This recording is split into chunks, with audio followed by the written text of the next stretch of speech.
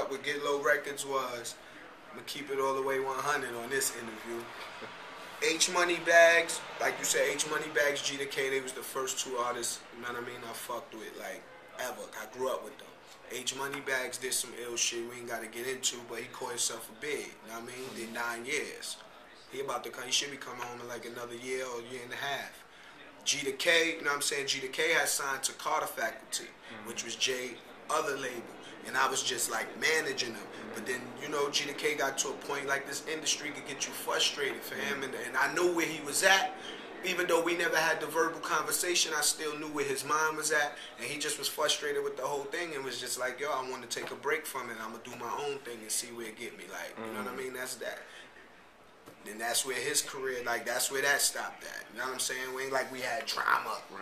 That's where that stopped at. And then, you know, Proof always been my man. I grew up, you know, my cousin lived in Proof Hood. It was at a time Joel Ortiz, Proof, Young G to K, and my little cousin TK was a rap group in Cooper Project. So I knew them all my life. So I went down there, you know, Joel Ortiz was doing the Aftermath thing.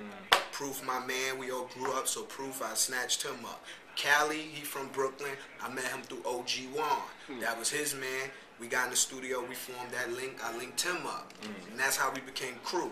Now the whole hold up with putting it on was because, you know, Beans had state property. It was just too much going on at Def Jam at that time, and I didn't want to get caught up in the mix. Like, I didn't like how things was getting handled. You look at how they did the Dipset thing when it first was at Def Jam. How they did state property when that was at Def Jam. How they did Kanye label when that was at Def Jam. Everybody took their label and left. So I was like, why even follow the same trail? You know what I'm saying? Let me just build my name up so people recognize the name, and when I get the deal, it ain't hard to promote the company. You already know I've been shouting it out since '96. You know what I'm saying? So, and that was the hold up. And then, like, now that the game has went independent, you know, I was shopping around looking for a deal. Everybody wanted to sign me an artist deal. Like, yo, Bleek, we'll sign you.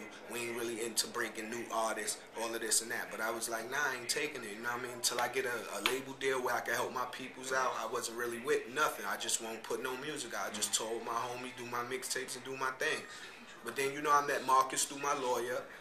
And here we are today, Master Pill, Get Low Records. We here, baby. Right. Because you feel like the perception is really bad, how people perceive things like, oh, Bleek's been doing shouting out for years and it's never really popped off, so you know how that perception could be. It ain't, we never put nothing out. You can't say we never popped off if we never put nothing out. Right. Get Low Records have never put nothing out further than Feed the Streets Part 2 and 3. That's it.